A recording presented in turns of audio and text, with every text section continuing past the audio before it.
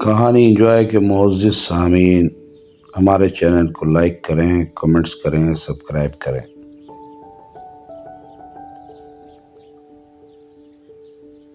ٹوبہ ٹیک سنگھ گجرات سے ایک فیملی بہت سال پہلے کراچی کے ایک علاقے شیر شاہ میں آئی۔ ان لوگوں نے اپنی محنت مشقت سے ایک جگہ پر جگہ خریدی اور وہاں فیکٹری لگانے کا ارادہ کیا۔ فیکٹری جہاں لگانی تھی اس کے باہر ایک پرانا، کئی سال پرانا نیم کا درخت تھا، اور اس درخت کے بالکل سامنے ایک گھر تھا۔ اس گھر کے اندر بھی ایک بڑا نیم کا درخت تھا۔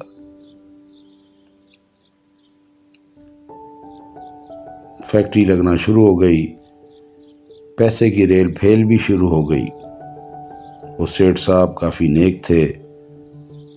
وہ حاجی کیمپ کے حاجیوں کو بھی، جو اس دور میں بہت زیادہ ہو جاتے اور پنجاب سے حاجی کیمپ آتے تو وہاں ان کو رہنے کے پرابلمس ہوتے، وہ سیٹھ صاحب انہیں اپنے گھر لے آئے۔ ان کا گھر کافی وسیع تھا، حاجی وہاں رہتے، سیٹھ صاحب اور ان کی فیملی ان کی خدمت کرتی، اور وہ تمام حاجی جب نماز کے لیے جاتے تو واپسی میں گھر کا راستہ بھول جاتے۔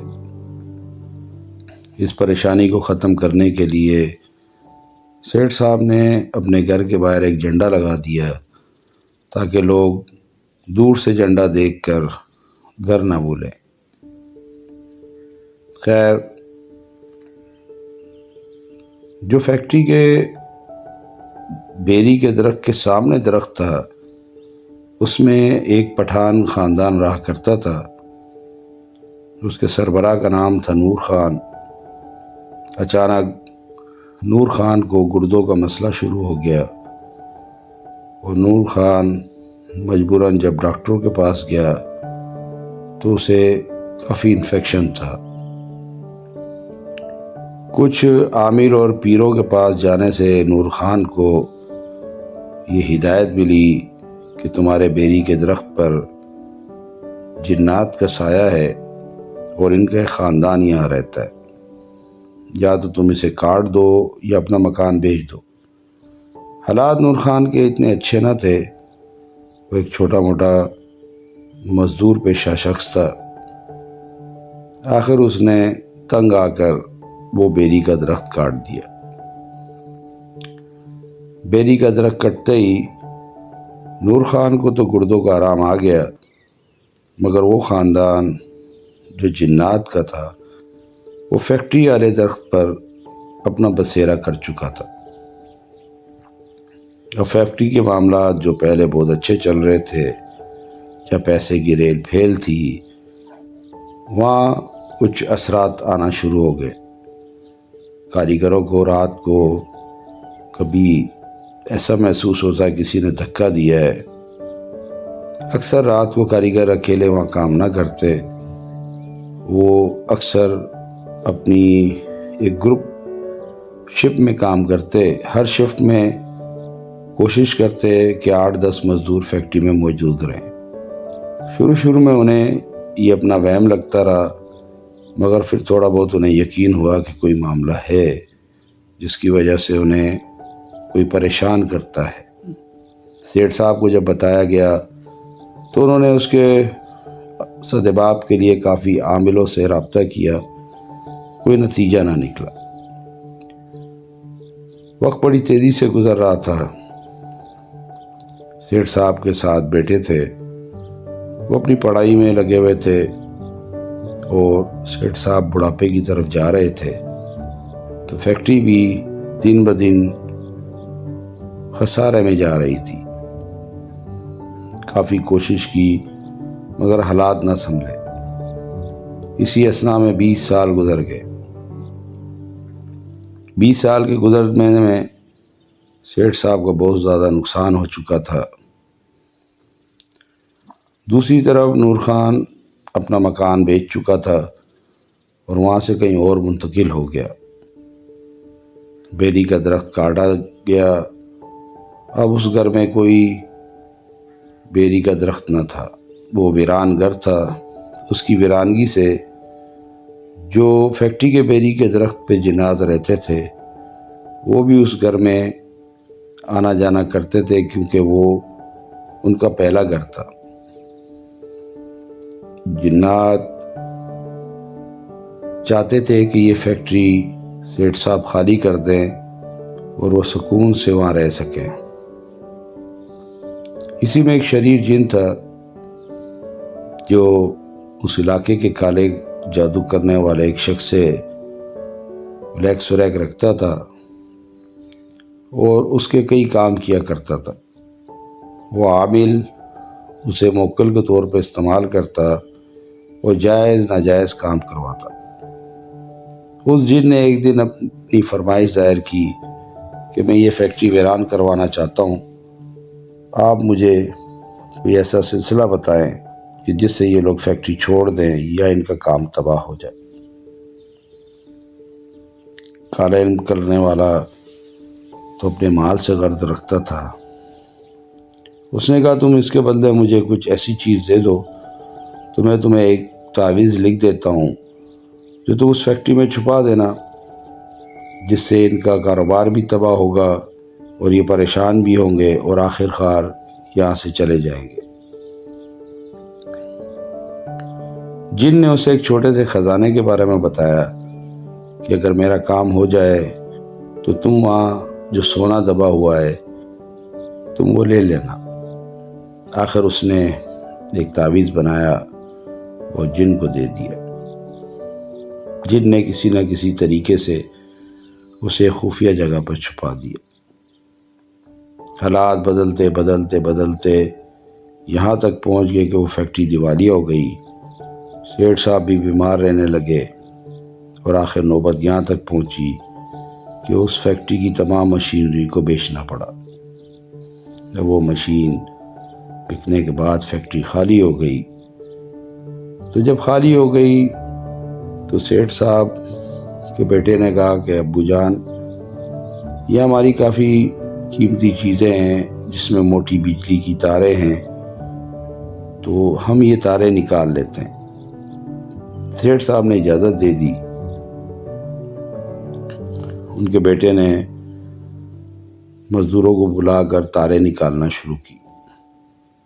جو فیکٹری کا مین گیٹ تھا، اس کے اوپر پرانے زمانے میں ایک بلب لگایا جاتا تھا جو پیلے رنگ کا 100 واٹ کا بلب ہوتا تھا۔ اس کو ایک لوہے کے پائپ کے ذریعے باہر ٹانگ دیا جاتا تھا اور اندر سے اس پائپ میں سے تارے لے جا کر کنیکشن کیا جاتا تھا۔ جب تارے اکھاڑنے کا ٹائم آیا تو اس پائپ کے نیچے کچھ تاریں سیمنٹ کے اندر دبی ہوئی تھی۔ وہ مستریوں کی ناعقلی تھی جنہوں نے اسے دیوار کے اندر ہی پلستر میں دبا دیا تھا۔ ان کا صاحبزادہ کافی زوردار تھا، انہوں نے کافی جھٹکے دیے تو تاروں کو کھینچنے کے لیے، تو آہستہ آہستہ جب ایک زوردار جھٹکا لگا تو وہ بلب کا پائپ بھی باہر آ گیا اور تاریں بھی باہر آ گئی، مگر جیسے ہی وہ پائپ زمین پہ گرا تو اس کے نیچے سے ایک رکا برآمد ہوا۔ ان کے بیٹے نے فوراً وہ رکا اٹھایا اور جب اسے کھولا تو ایک تعویذ تھا۔ وہ کافی حیران ہو گیا، پڑھا لکھا تھا۔ اس کے والد صاحب بھی سر پہ تھے جو ان پڑھ تھے۔ انہوں نے کہا بیٹا یہ کیا ہے؟ بولا ابا جان مجھے تو یہ کوئی تعویذ لگتا ہے۔ تو اس کے والد صاحب نے کہا پڑھ کے سناؤ۔ تو اس نے کہا ابو جان اس کے چاروں طرف لکھا ہے تباہ شد تباہ شد تباہ شد تباہ شد، اور اس کا ایک دائرہ بنایا گیا ہے جس میں سب سے اوپر آپ کا نام ہے اور سب سے نیچے امی جان کا نام ہے۔ اس کے بیچ میں ہم 7 بھائی اور 2 بہنوں کے نام ہیں، اور ایک سائڈ پہ کچھ عربی میں الفاظ لکھے ہیں، وہ میں پڑھ نہیں سکتا۔ سیٹھ صاحب نے وہ رکا اپنے بیٹے سے لیا اور چل پڑے کسی ایسے عالم کے پاس جسے وہ جانتے تھے۔ جب وہ رکا انہیں دکھایا گیا تو دوسرے دن ہی انہوں نے اپنے صاحبزادے سے کہا کہ بیٹا یہ رکا آپ یہاں سے لے جاؤ اور سمندر میں اسے چاول کی کسی تھیلی میں دبا کے سمندر میں پھینک دو۔ بیٹے نے باپ کا حکم مانا اور اسے لے کر ٹاور کے پل پر چلا گیا جہاں نیچے پانی ہی پانی تھا۔ اس نے وہ شاپر جس میں چاول اور تعویذ تھا اس نے اچھال کر سمندر کی طرف پھینک دیا۔ نیچے مچھلیاں تھیں جنہوں نے آنن فانن اس کو خوراک سمجھ کے کھا لیا۔ ان کا بیٹا واپس آ گیا۔ فیکٹری بیچنے کے بعد طے ہوا ان کا کہ کچھ حصہ مکان بنانے کے لیے رکھ لیا جائے، باقی فیکٹری کی جگہ سیل کر دی جائے۔ انہوں نے 200 گز جگہ اپنے لیے مقرر کی اور اسی صاحبزادے نے اس پہ ایک بلڈنگ بنانا شروع کر دی۔ ایک دن نیچے کی بیسمنٹ بن رہی تھی تو ان کا صاحبزادہ وہیں سو رہا تھا۔ وہ نمازی پرہیزی تھا، وہ ذکر و استقرار کر کے سویا کرتا تھا۔ اچانک اسے محسوس ہوا کہ سوتے میں کسی نے اس کے سر پہ بہت زوردار پنجہ مارا ہے، تو وہ بڑبڑا کے اٹھ بیٹھا۔ چاروں طرف اندھیرا تھا، تھوڑا اسے خوف بھی محسوس ہوا۔ اس نے اپنے موبائل کی ٹارچ سے آس پاس جائزہ لیا تو اسے کچھ نظر نہ آیا۔ پھر اس نے آیت الکرسی پڑھی اور اس شخص کو جو غیبی تھا اسے پکارا کہ بھائی جان آپ جو بھی ہو ہمیں تنگ مت کرو، ہم آپ کو تنگ نہیں کریں گے۔ اس کے بعد وہ سو گیا۔ عمارت بنتی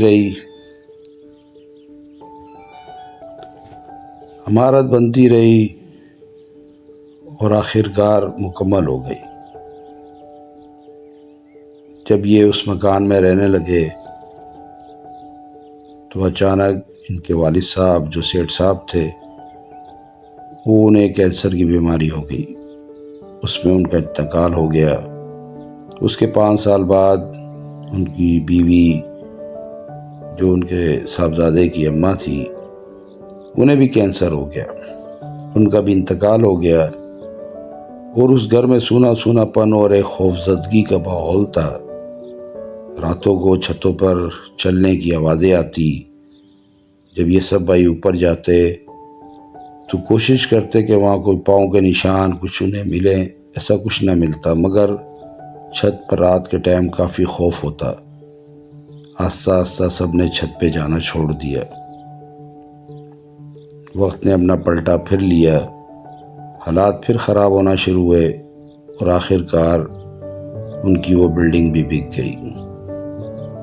تو دوستو یہ کہانی جادو ٹونا کالے علم کی حقیقت ہے، اور ایک یہ سچی داستان ہے اور سچا واقعہ ہے جو ایک خاندان کی بربادی کا سبب بنا۔ تو نبی پاک صلی اللہ علیہ وسلم نے اس کے لیے بہت سے معاملات بیان فرمائے ہیں کہ جس سے آپ اپنے گھر سے جادو ٹونا ختم کر سکتے ہیں، جیسے کہ کلونجی، اس کی دونی دینے سے گھر میں جتنی بد آفات ہوتی ہیں یا بد اثرات ہوتے ہیں وہ زائل ہو جاتے ہیں۔ واللہ عالم۔ تو دوستو آپ کو کہانی کیسی لگی؟ اچھی لگے لائک کریں، کمنٹس کریں، سبسکرائب کریں۔ شکریہ۔